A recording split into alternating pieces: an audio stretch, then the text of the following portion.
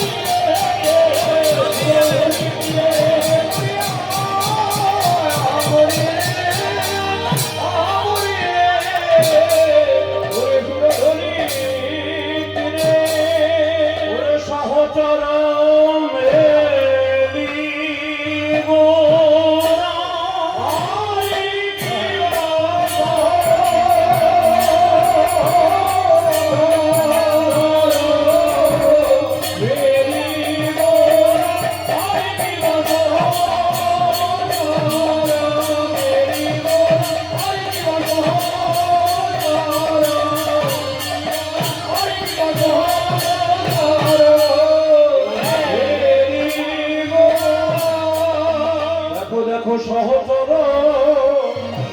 মিলি গোরা গোরা ওরে আনন্দে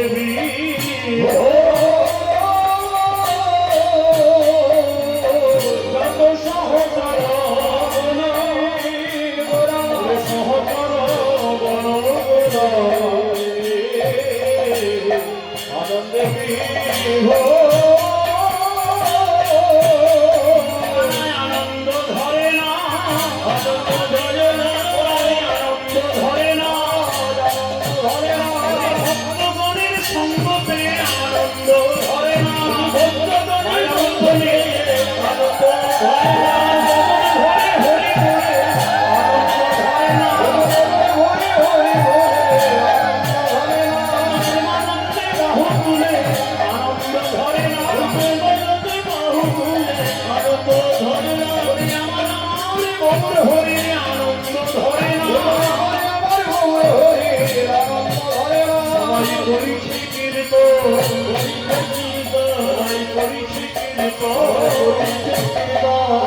আমার সখী নন্দ পরিচিত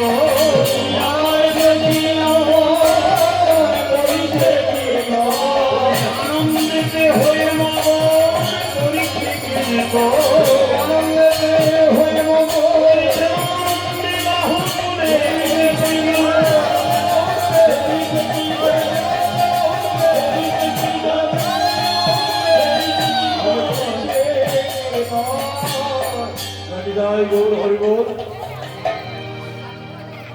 পুরধনীর তীরে আজ গৌর কিশোর কিশোর সচর মেলি গোরা ঘোরা আনন্দে বিভোর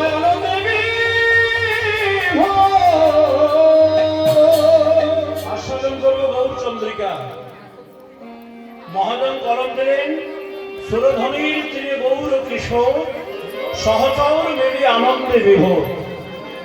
এই যে আপনারা সমবেত হয়েছেন সাধুগুরু বৈষ্ণব ভক্তিমতী মায়েরা ছোট ছোট ভাই বোন হরিকথা আস্বাদন করতে আমরা গান শুনতে বসেছি। তা শ্রীমন মহাপ্রভু শিক্ষা দিলেন জীবের কোন গান শোনা কর্তব্য না যে গানের মধ্যে রাধা গোবিন্দের প্রেম লীলা বর্ণনা করা হয় সেই গান শ্রবণ মঙ্গল রামানন্দ সম্বন্ধে মহাপ্রভু শিক্ষা দিলেন। তাই বললে তুমি শুনে যাও রাধা কৃষ্ণ প্রেম আস্বাদন করো।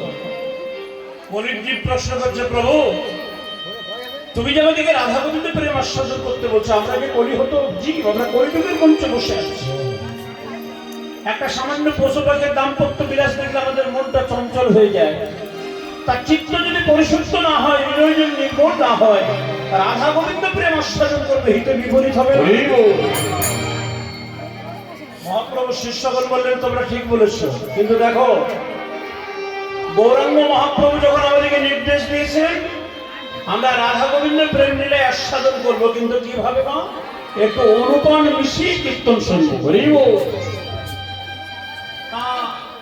অনুপানটা কাকে বলা হয় যে সমস্ত মায়েদের বা বাবাদের বয়স হয়েছে তারা জানবেন। আগেকার দিনে যেমন আমরা কোনো ডাক্তার কবিরাজ বাবুর কাছে যেতাম তারা আমাদেরকে ওষুধ দিতেন কি বলে এই না এই ওষুধটা একটু গরম জল দিয়ে খাবে কোনোটা একটু ঠান্ডা জল দিয়ে খাবে কোনোটা মধু দিয়ে কোনোটা নিম পাতার রস দিয়ে কোনোটা তুলসী পাতা দিয়ে সেবন করতে বলতেন। তা আমাদের উদ্দেশ্য হচ্ছে ওষুধ সেবন করা আনুষঙ্গিক যেগুলো সেগুলোকে বলা হলো অনুপান। তেমনি আমরা মহতি হরিসভায় যাব আমরা রাধা গোবিন্দের লীলা আস্বাদন করব আমাদের অনুপানটা কি হবে অনুপানটা হবে আগে গৌরচন্দ্রিকার সাধন। আলো শ্রদ্ধা চ গৌর হরি লীলা প্রকাশ গায়ন্তে সাধব সর্বে হরি লীলা যথারুচি। বলছি প্রথমে গৌর হরিকে আস্বাদন করো তিনি হলেন লীলা প্রকাশকারী। মহাপ্রভুকে যদি আস্বাদন করো হৃদয় নির্মল হবে চিত্ত পরিশুদ্ধ হবে তখন বৃন্দাবনে গিয়ে এই কীর্তন শোনার যোগ্যতা আমাদের আপনা আপনি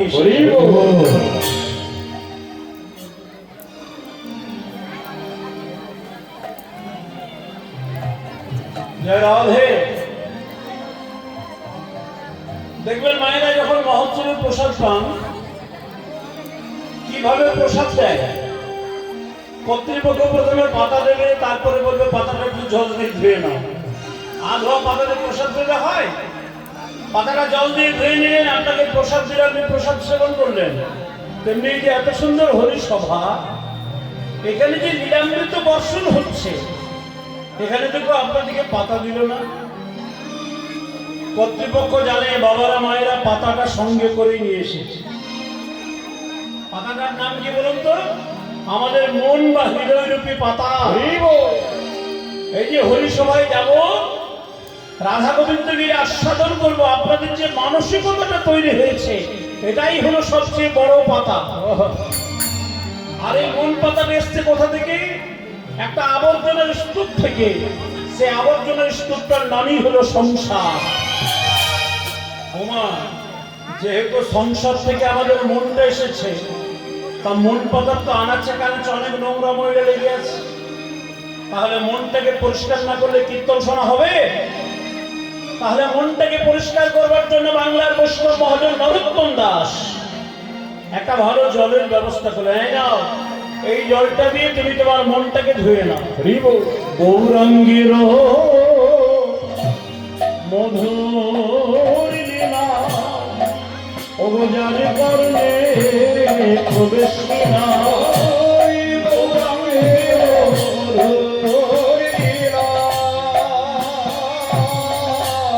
মধুর লীলা যারে করলে প্রবেশ কিনা। মধুর লীলা যারে করলে প্রবেশ কিনা।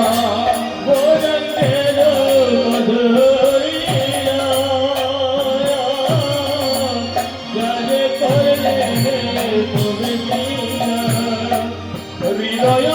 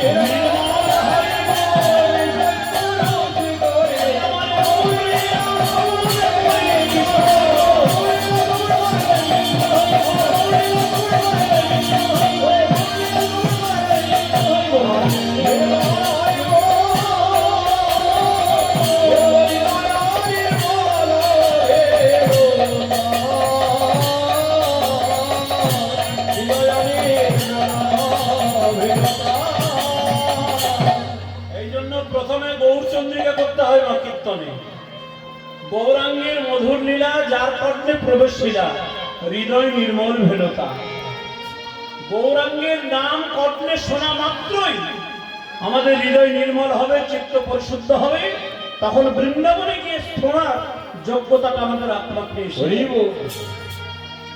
এখন সবাই মিলে একটু গৌরের নাম নেবো আমরা। কেমন? প্রথমে গৌরকে আহ্বান করবো, জয়মিতা, যার জন্য এত সুন্দর হরিসভা, যার জন্য কীর্তনে আস্বাদন, সেই মহাপ্রভুকে স্মরণ করবে না?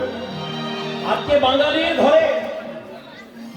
ঘরে মহাপ্রভু এসেছিল বলেই আমরা এত এত হরিসভায় বসে বসে কীর্তন শোনার সৌভাগ্য লাভ করতে পারি। 539 বছর